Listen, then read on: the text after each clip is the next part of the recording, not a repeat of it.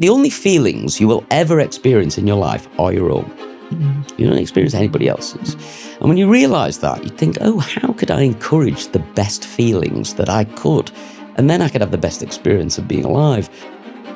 But your entire genetic code is in a hair cell. Your DNA is in there. I didn't know that. Yeah. So a hair cell is essentially a piece of dried blood converted to keratin. So whatever's in your blood is in your hair. Oh. And the interesting thing about your hair is a little timeline as well, because the hair cell was produced and then it goes out. Like a tree. Just like a tree, right? So if you took an analysis of a piece of hair there, it would tell you what you ate that day, how much cortisol is in your system that day, how stressed you were. 3 times a year, I do this thing, right? I do like a meditation thing where I'll just sit in silence on my own somewhere for 20 minutes, half an hour, and then I ask myself 2 questions. First question is, what am I currently doing that I should stop doing? Oh. Everyone needs to do that. And then the other one is, what am I not doing that I should do? Welcome to this episode of The Hair Edit with myself, Victoria Lynch. And me, Ateh Jewel. And today we have the amazing Michael Douglas in the chair with us, who has been working in the hair industry for a whopping 35 years. We've got some synergy there, Michael, actually. Yeah, okay. Yeah. But we will get onto some of the celeb names that you do. But you look a lot younger than I do. How is the synergy here? What's going on here? God bless you. Look you. amazing. I'm 49. I've 49. just gone 49. My face fell on the jaw when Victoria said she was 49 the other day. I was like, sorry, excuse me? Yeah, well done. You look And great. you know, I've actually not had an easy life. You know what I mean? I've been working since I was 13. Do you know what I mean? I'm just saying, you are both old school grafters. Yes. Child labour laws would Yeah. have been involved. But Michael, you've worked with everyone. Kate Moss, Sienna Miller, Naomi Campbell, and also your wonderful wife, Davina McCall. Yeah. You are literally beauty royalty. I have known you probably all my beauty life, and you are one of the nicest people on the planet, but in beauty as well. So thank you so much for being here. It is I a feel total really pleasure. privileged Oh, to do be you? here. I Oh, do. wow, I think because crikey. obviously our worlds collide. We work in the beauty space, but hair specifically, salon ownership, just understanding the industry. It's really great to talk. Yeah, good. With It's somebody, a pleasure. like, It's a yeah. pleasure to be here. Thank you. Well, I'll tell you what, before we do that, let's have a little chat about what we were talking about before. Get into it. Get into it. Yeah. Get into it. So you started at 13 years old, permanent highlighting people's hair with Me mum's hair. a cap, with the old with rubber a cap. I mean, that was before the foil days back then. I remember caps. I still do that to myself now. Do you? Really? You do your hair? Rubber cap, pull highlights through it and put some bleach in it. Yeah. It looks very natural, very. Why do you do it with the cap? I'm an Because expert. you Well, just. it's hard work trying to foil your own hair. And I work on my own most of the time. So it's like, I've got to find somebody to do it, then bring them and pay them and all that stuff. And I just think, If you can do it yourself, do it yourself. right, you know. Yeah. I love that. I feel that's an exclusive on the podcast, quite frankly. But do you know what was I saying to you about? We have a salon as well, and I colour my own roots at home because it's time frame, it's accessibility. If everyone's busy, I'm busy. It's easy enough to just do it before I jump in the shower. So it is. Before It I is. came here today, I've just made a small bit of content of me blow drying my own hair. That's why it all looks like. It looks good. I'll give you a full round brush blow dry before I got here. So that's why I look like this. So in the comments, just be kind. I've done this not for me, but for anyone who needs the help. So I wanted to ask you, you are so passionate about the hair industry, and you've worked with incredible celebs. Why do you like using extensions professionally, and how transformative are they, and have you used them a lot? Yeah, I mean, when you say professionally, I mean, the thing I'm interested in the most is, what does somebody look like in the mirror, to themselves? I'm interested in the idea of identity. Like, when do you get to see yourself as you feel like you are? One of the big problems is this just mental health explosion that's happened over the last 20, 30 years in both genders, is that people feel disconnected from themselves. They look in a mirror and they don't really see what they feel, So I'm interested in shortening that gap. And one of the things hair extensions does for a lot of people, especially if you've had thick hair and it's now thin, is make them feel like themselves again. So there's lots of different reasons I'd use them. But the bottom line is trying to get people to love themselves ultimately. I have a theory, really, which is that all love is self-love. You feel like love comes from something towards you, but it doesn't. It happens inside you because the feelings you experience are yours. So you might say, well, this person loves me. But actually, better description of that is I love myself as a result of being around this person. Now, what that would imply is you need another person to feel love. And I'm saying, no, not necessarily. You can do it yourself. It requires effort and a certain type of spiritual connection to yourself. But you do that through putting on some makeup, perhaps, treating yourself to a nice bit of skincare, doing your hair, finding out who you are and then living as that person. That's the real trick, really. And I think hair extensions are one of those things of just getting people connected to themselves. Even if it's though using something outside of yourself, it's making the connection. One of the things I love, about hair and realizing I've been playing with it for all these years is when you look at your hair, you get, it starts here and it goes around here and around the back. You get 100% of your hair at the back. But you actually only get about 40% of it here. And people always do this thing, they go, my hair's really thin here. At the sides. Like, yeah. It's not that it's thin there, it's just that you don't grow hair here. Yet you do all the way down here, So how about we make this hair feel like that hair? The tweakments I was telling you about. So tweakments and side fillers and density are such a big thing now in our that's space. where the extensions come in, and so it frames your face in a better way. And you don't get this translucency here. You don't see through this bit because it feels like this. Your hair's thick at the back, but it's not here. And it's just simply you have half the hair here than you have here. But nobody's made that connection, Yeah, and it's the menopause. Well, obviously, when you work with hair, you see it more. But the midlife hair change is normal. It's a normal process. And as that starts progressing and people's hair is naturally getting thinner, this is where they see those changes and where they're looking in a mirror. It's the front areas they're seeing and not necessarily the back. Yeah. Can I just say, I love you, Michael Douglas, because you're a true beauty person. Because beauty people, it's all about an inside job. It's all about how you feel. It's all about, people think the beauty industry is so superficial and it's nothing to do with, it's all about how you feel and identity and like expressing yourself. And thank you for really communicating that. Yeah. And hair's just a conduit of that, isn't it? It totally is, yeah. The only feelings you will ever experience in your life are your own. You don't experience anybody else's. And when you realise that, you think, oh, how could I encourage the best feelings that I could? And then I could have the best experience of being alive. And you can do that by just doing the effort, doing the work, as they call it. And part of it is hair, part of it's makeup, part of it's clothes, part of it's exercise, food, all that kind of stuff. About feeling good about yourself from the inside out. But that's what I like about hair extensions, is that it bridges the gap between you and you. Love that. Like that? I love that. Yeah, clip that up. And not a lot of women have made that connection. And obviously this is who we want to talk to. So one of the quotes from Fleabag is, hair is everything. Why do you think extensions help with women's confidence in helping having them having a good hair day? And why does having great hair make such a difference to your well-being? Well, I'm going to tell you something very interesting. I have just bought the global trademark for hair is everything. Oh, what? I am witchy woo-woo. Was that already a thing that you've bought secondary, or was it just never registered? So when I launched my business, it was going to be a completely different business to the one I launched. The one I wanted to launch, I couldn't launch because COVID came along and all sorts of problems with global industry and all that stuff. So I ended up with a business I was a bit unsure about it. It was going to be a hair tools business, but it wasn't going to be this. And it wasn't going to be called mdlondon either. It was going to be called something else. So 3 years along, I'm like, I'm not sure this is the business I want. I want to rebrand or restructure or whatever.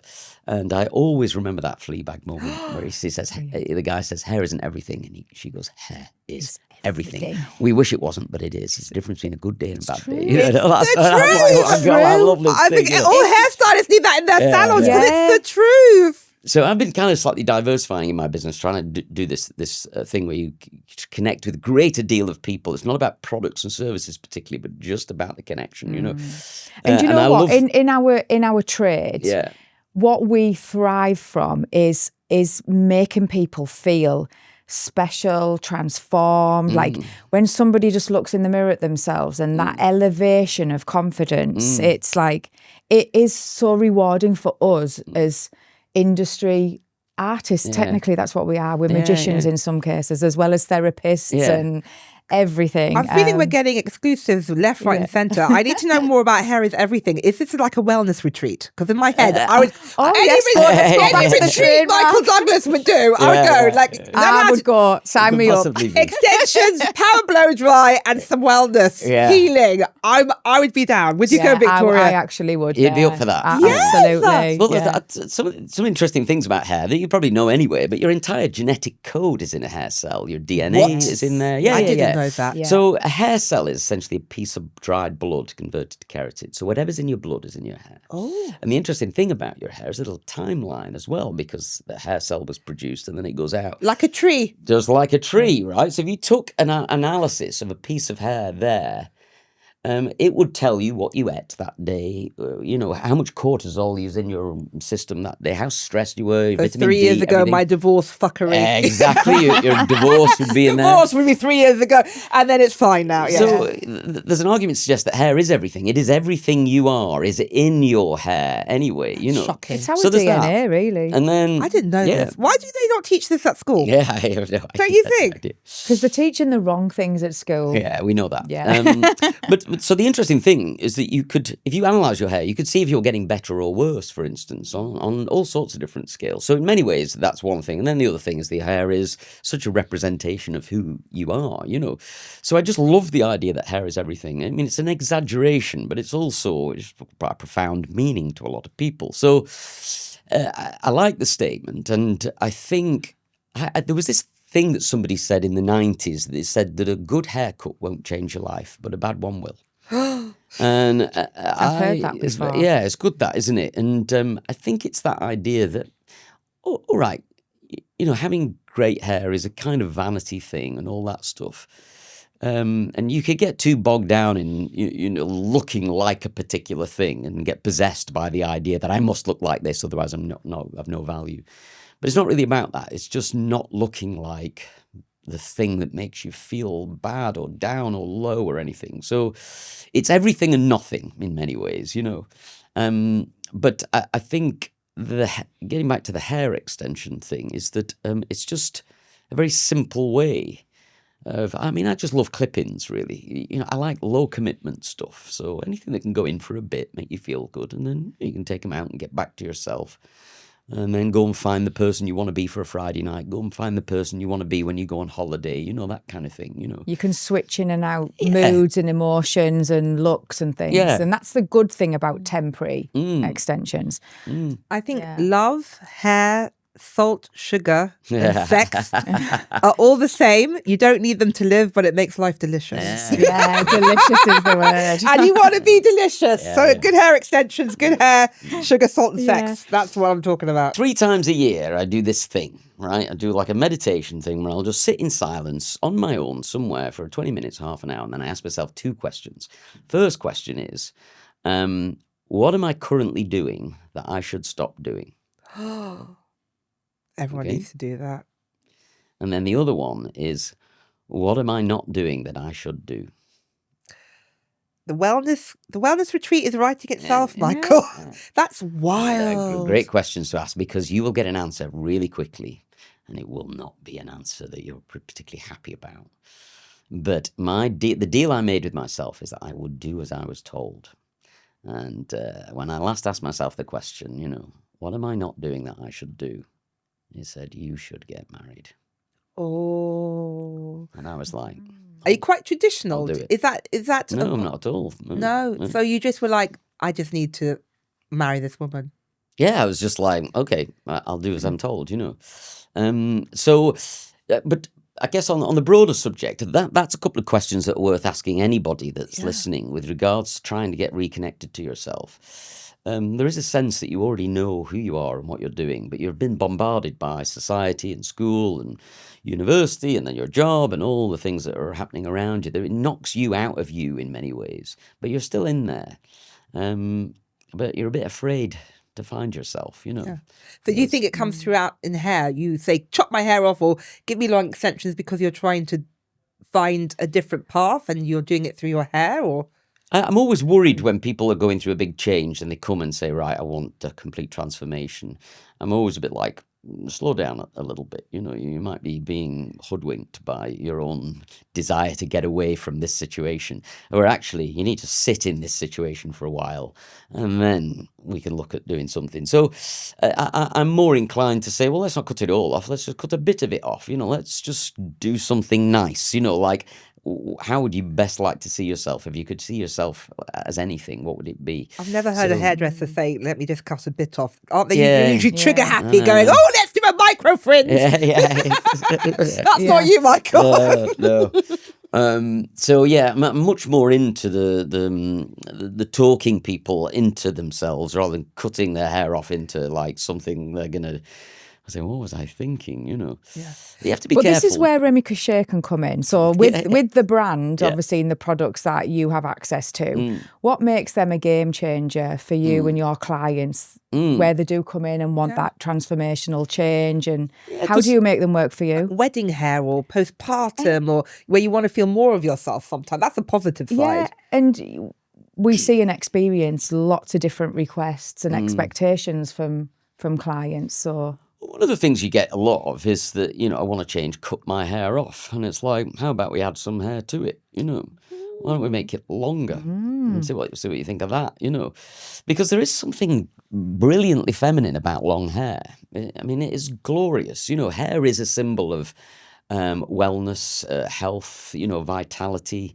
There is a certain element that's as attractiveness attached to it as well, you know. So adding hair is just as important as taking it away. And again, you've got this less kind of commitment issue going on. It's like, you don't like it, we'll take it out. Yeah. It is the commitment thing. And I think this is what makes extensions so versatile and accessible, because you can change your colour without chemically colouring your hair.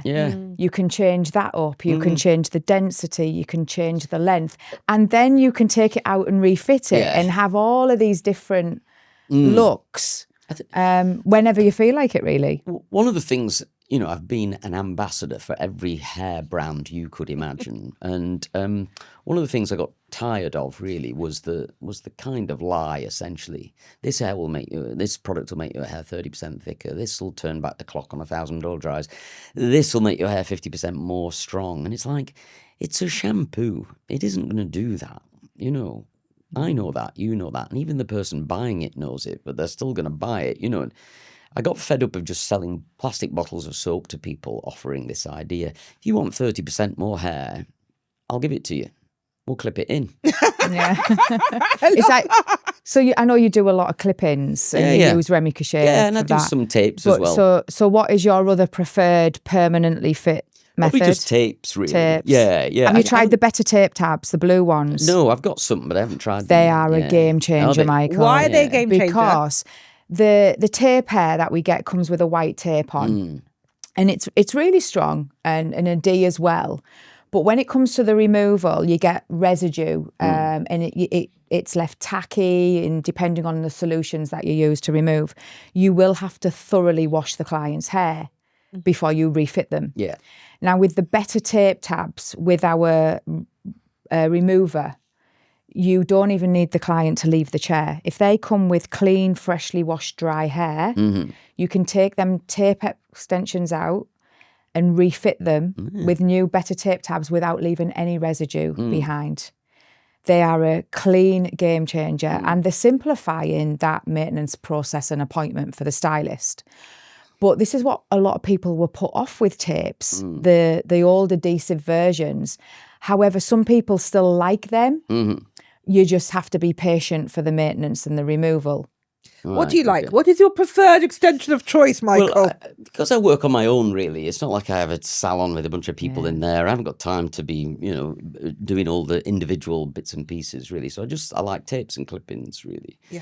And I just like doing bits of the hair, you know, so I'm very kind of isolated in the places they go. Do you use it for colour, for volume, for length, or like what's your preferred? I mean, one of the things I do with Davina is bang in a balayage every so often, you know. So we just put in, dark roots with some blonde ends, and actually just put like 8 extensions in. All of a sudden, she's got a balayage for a week or 2, and it's brilliant, And it's good for your hair health. You're not messing around. You're not messing around with it. It's good for a TV show or just something a bit different, And with her having dark hair, naturally, her hair quality will be really nice anyway. And when you start lifting hair with bleach, that's when the damage can occur. But doing that with extensions, you just reduce all of that. Yeah. You take that issue away. The other thing I love about extensions is the quality of the hair, really. It's just so good. Yeah. And you can do, can you curl it? You can style it anything. It's just hair, basically, but it's better than your hair. You know what I mean? Yeah. I think that's the thing, is it's better quality, it's thicker, it's more resistant, it's shinier, it's easier to make smooth, there's less flyaways, less likely a frizz, There's just loads of reasons why it's good, but the quality is just knockout, Like, how has extensions changed? Like, I remember putting bonds in and ripping them out. Like, we were feral back in the day. Yeah. And I think, it was also, what is the word? It was a status symbol to show that you had extensions in. So you wanted them to you didn't want it to have a natural blend. Yeah, I remember girls wanting to look like, I've got Western. Yeah. How do you think? I could never get that though. Why would you want them in for them to look so false and have people saying she's got hair? It's like girls today having loads of Botox really young to say I can afford Botox. It's a weird status. Also the fake boobs thing, it's like you can tell they're fake. And they want them because I can afford it. How has extensions changed so much from those days to now? Well, I'll tell you what, I used to have extensions myself. So So I they were antenna, those antenna extensions done by, was it Simon Forbes, it was called. And they were acrylic, and we used to do them at the hair salon in Rafters in Preston where I worked. And I was big into Simply Red at the time. I love Simply. I remember Mick Hucknall. Holding back the years, yeah. Anyway, he had this big curly, you remember this big orange mop, and then he had kind of dreadlocks in it. So I used to get them to put like 50 hair extensions in, and then what I would do is I would twist them and backcomb them, turn them into dreadlocks. Oh, and then the other thing I used to do is get a red or a yellow perm curler, and then wrap it round, and then dip the hair into boiling water, which would then melt the acrylic. And then you'd lift it out and cool it down, and then take the perm rod out. So you'd have a dreadlock with a coil on the end, and then I'd perm the rest of my hair. So I had this big permy, like lion's mane of dreadlocks. That's so creative. Yeah, well, That's very creative. I was like, why are you putting out some techniques back in the day? Yeah, I tell you, so if I can find any pictures, I'll send them over. Please, we need to. But I looked like Mick Hucknall. I remember I went on holiday once, dived into the swimming pool, just sank. And it was like all my hair absorbed all the water. I was like, became a waste. I was gonna say. So yeah, so back in those days, the quality of the hair was pretty bad. Obviously, it melted. I remember it would melt. It's what I used to use the boiling water for, and it didn't have a cuticle or anything like that. Is it completely different? Yeah. And also the way people would put them in, it was just for length, and it wasn't integrated. It wasn't natural at all. I mean, obviously not to you, but unless they were really well styled, you could just really see that they were hair extensions. Do you have any tips and tricks that you would recommend your clients to, if they were first-time extension users, for example? I think there's a massive shift in manageability with them, and a lot of people would struggle with that initially. What would you advise somebody new that was getting them? I make heated tools, as you know, so I don't want this just to be a big plug for my heated tools, but I like dry styling. I think dry styling works very well on extensions. It does, yeah. Yeah, so rather than going from wet to dry, it's just going from dry to dry by using some intense heat. So big curling wand, you can use a blow dryer and a brush as well, but you don't have to have wet hair. You just do it on dry hair, and it'll get a lovely blend from your own hair into that hair. I'm not keen on sticky products particularly, so I like a little serum or a little waxy type product as well. I still like the kind of cheap waxes. Remember Shockwaves used to do one like styling wax. It's just a really cheap wax, but it's like a thick serum, but it's lovely at just separating and putting some definition in the hair. Bit of texture. A bit of texture. It's $2.99 a tub or something like that, and it's water soluble and all that kind of stuff. So, dry hair is much more robust than wet hair. Wet hair is much more vulnerable. A lot of people don't realise that if you stretch it and dry it, it's far more prone to breakage and stuff like that. So I find dry styling is actually in many ways better for the hair than taking it from wet to dry, you know. And So, what yeah, a I lot love of dry people styling. don't realise as well, from a maintenance point, if you use heat tools on extensions when it's still maybe damp, you're technically steaming the hair. So my routine would be that I wash it the night before, dry it, go to bed, get up, then I use the heat tools the next Heat tools, morning. okay, yeah, good. And this is why I don't experience fading, I don't experience damage. And I mean, a lot of people would assume I wear extensions, Okay, Michael. can we just stop that there? Yeah. Ask the question. Victoria, ask the question you wanted to ask Go on. Michael. A lot of people Yeah. would assume that I wear extensions. would, yeah. Michael, Yeah. do you think I'm wearing extensions? I thought you were, yeah, but that's your hair, is it? No, it's extensions. It is extensions, okay. Victoria wanted to ask you. Yeah, Well, yeah. I need to ask I do think it Michael. looks bloody natural, doesn't it? It does, but I assume because you own a hair extension Exactly. company. Exactly. You know what I mean? I have to walk the products. Yes, exactly. I mean, Why I've do you used think my products on my hair Yeah, today. That's what you but do. we you know. do. I mean, but when It does look people bloody say natural, to babe. you that, God, they didn't know I was wearing extensions. I mean, that's what extensions should be about. Yeah, yeah. You Should- just they be able to really see should them. be. Yeah. They should I be love, I tell you seamless. what I do love doing is like, it's not just on Davina's hair, but anyone's hair, is banging extensions in, but then cutting her hair as it is. What do you mean? So, like, you put it in and then you just give her an amazing haircut. Yeah, so them she looks, both. so the hair, it hasn't got longer or anything like that. I just put them in, chop them off. So her hair is as it was, but it's now 30% thicker. Yeah. And it's the appearance. Yeah, Nobody yeah. sees that change. And it's a gradual shift. Yes. Mm. And your eye And- doesn't go whack whack. You just look. You just Yeah. look well and Yeah, healthy and bouncy. And most of the photo shoots I'm working on, you know, I've got a little wind machine, you know, always just blowing the hair around. And if there's not a lot of hair, you get a lot of space, and then you see a lot of Yeah. gaps. But you bang in some extra hair and blow it, and then whoosh, you know, everything was like, I was gonna Glamorous. ask you. Quite frankly, I love a wind machine moment, and I wish someone would follow me around with a wind machine at all times. But I was going to ask you, you do the best behind the scenes and social media content with Davina. You're always doing incredible looks on her using extensions. What are some of your favourite looks you've done using extensions on Davina, and what's some of her favourite? the wigs and when we put hair extensions in and stuff have always gone down really well. People are just fascinated by seeing extra hair go in, seeing a wig come off, or whatever it is, you know. So those ones have always done extremely well. I have a fake ponytail that I use from time to time. Sometimes I've only got like 20 minutes and the show is about to go live, and You've got 20 minutes to do the whole hair. Yeah, you know, Oh because my God. there's a briefing, there's lunch, there's makeup, there's clothes, there's rehearsal, there's all, you know, and it's just non-stop. So sometimes it's just like, I have to do something that I can't alter if we don't like it, because there is no time. Yeah. Because there's an audience of 400 people. Jonathan Ross is ready, Rita Ora is ready, you know, everybody's ready, and I'm not ready, you know. But I do this one where I just put like 10 braids in her hair, all going up to a ponytail, and then a fake ponytail on top, Oh. with a drawstring or whatever. And it's really easy to do. I know it looks good every time, so there's a little one that I love. And then there's a little short wig that I've put on her, a little blonde short croppy wig. In fact, I did a really nice one where we had a short wig, but I put it over the top of her own hair. So she had all her own hair hanging out and then a short wig on top. So she looked like Clute. I don't know if you remember that was Jane Fonda in Clute. That's you know. an iconic hair look. But it, it kind of looked like she had extensions here Like and a here. shag. Yeah, So old, yeah. but a little short croppy thing on top. What's a quick trick anyone can do to their hair for instant glam and feel confident?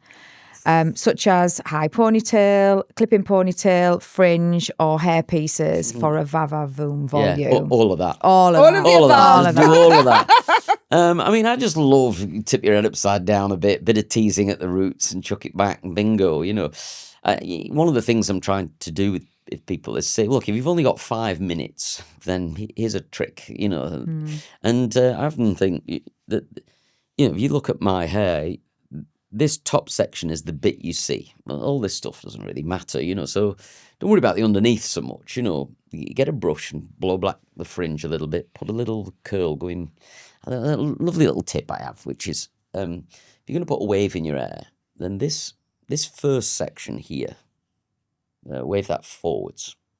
Do that one that way, and then everything else backwards.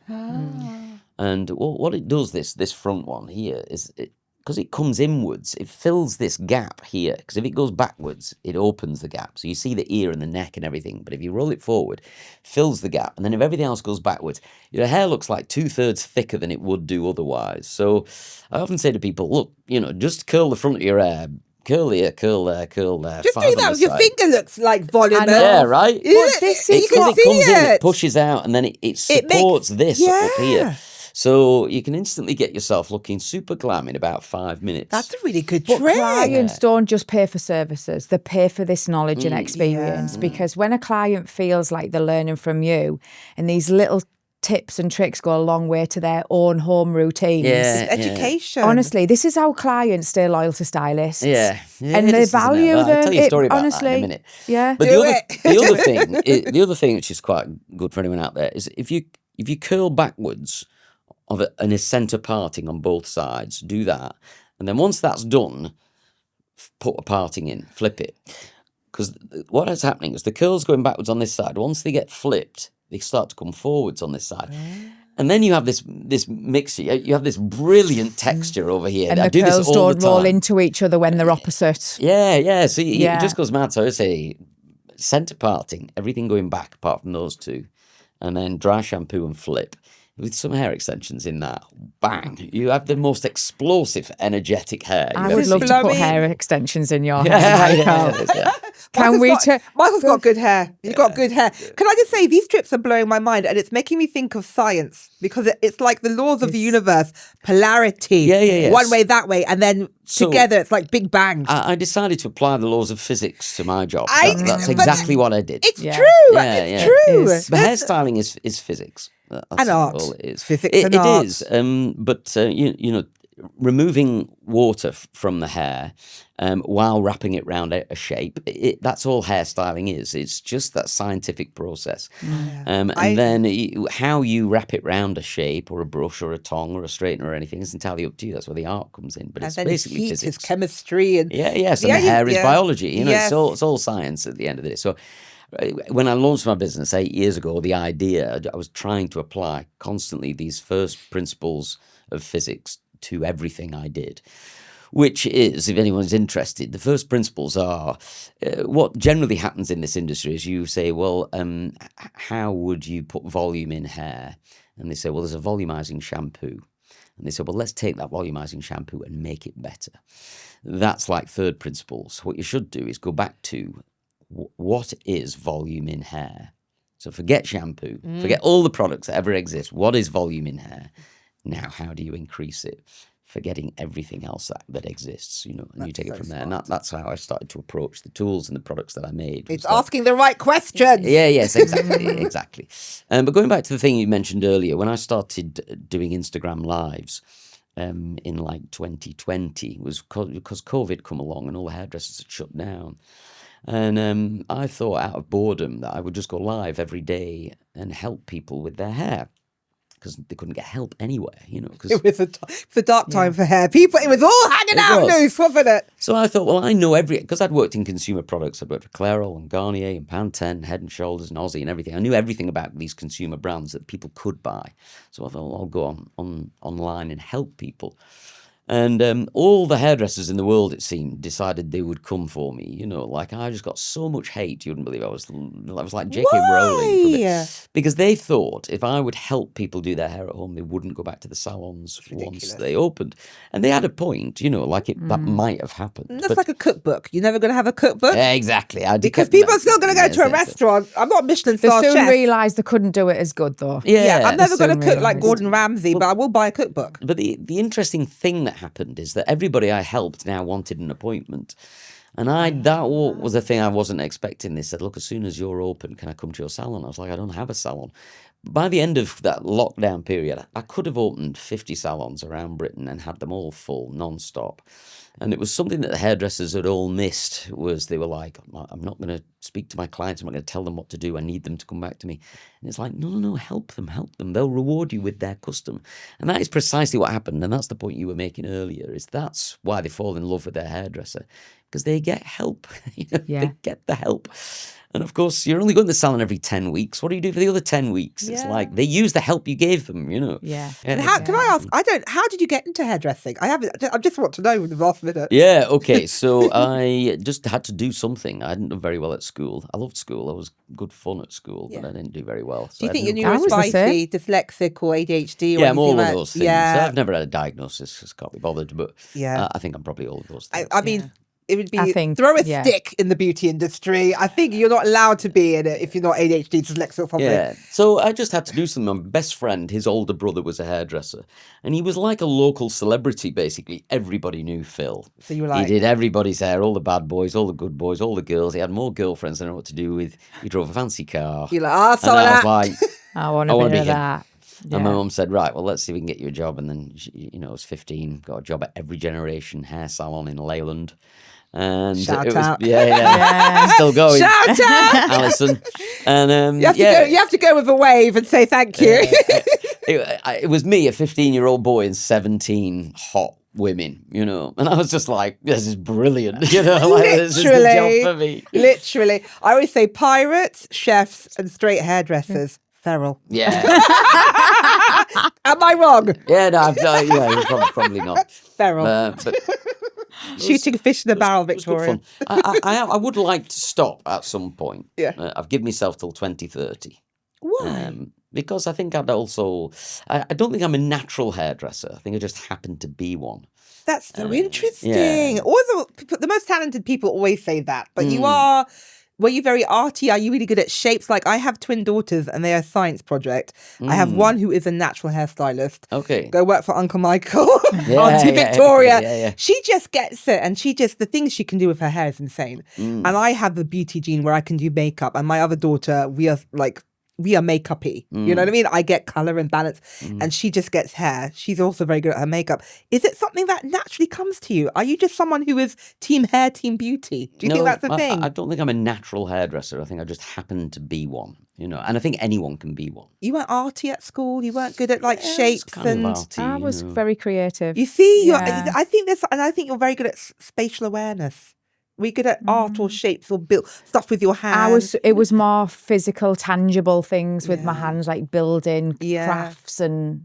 I reckon you see in 3D in a way that other people... I mean, my best grade leaving school was a C, and that was in drama. Oh. That was my best grade. Oh, okay. Yeah. I mean, I'd quite like to do a bit of acting. Never too late. I'm a musician as well. I play the piano and I sing and stuff. I was in a band for a long time. So I'd like to do more performance type stuff. And at the moment, I'm so busy that I think, okay, I would like to be really busy for the next 4 years or so doing this. And then I would like to end it and do something else. We all have to have a goal and an end point because we're not going to be here forever. We have to think about what that future looks like. I want to lift a glitter ball for Strictly and be a pop star. It's not too late. I'm middle-aged. No, exactly. It's not too late. Yeah, I like to work in 5-year brackets. Yeah, okay. 5-year brackets for me is where transformations happen. Yeah. So what's your big sky? So Michael's going to become an Oscar-winning Grammy. Something like that. Yeah, and then I'm going to be a pop star. It's going to be a bit tragic, but pop star come ballroom dancer. And what are you going to do? When I retire. Yeah, no, it's like that big. 5 years. What's the next 5 years? In the next 5 years, global domination. Yes. Is the brand, and we're heading there now. Yeah. And I think from an industry point, the extensions category be seen as that Kris Jenner of the global extension space, like the momager of extensions. Yeah. Because I'm an OG. I'm sorry, but I'm an OG. I'm there as a professional serving the industry. I'm one of you, and I've been there. How many years? In a total 34 years. But in the category of extensions, there's nobody in the world that is leading a brand and a business that is from the industry in our size category as we are, other than me. Kris Jenner so of extensions. That is, I love that for you. Yeah, it's. Congratulations. I think that's probably what I'd like to be. My legacy. Yeah. 5 years we'll be back, and we will be back. Have Where are you now? I've got a lot. I've got a lot to do in 5 years then. We'll be back with a follow-up podcast. Michael, thank you so much for joining us on The Hair in It. Yay! Pleasure. Thank you. Thanks for watching. What a guest and what a conversation. If you like what you've heard, then give us a like, give us a follow and subscribe. Thank you, Michael. Yay!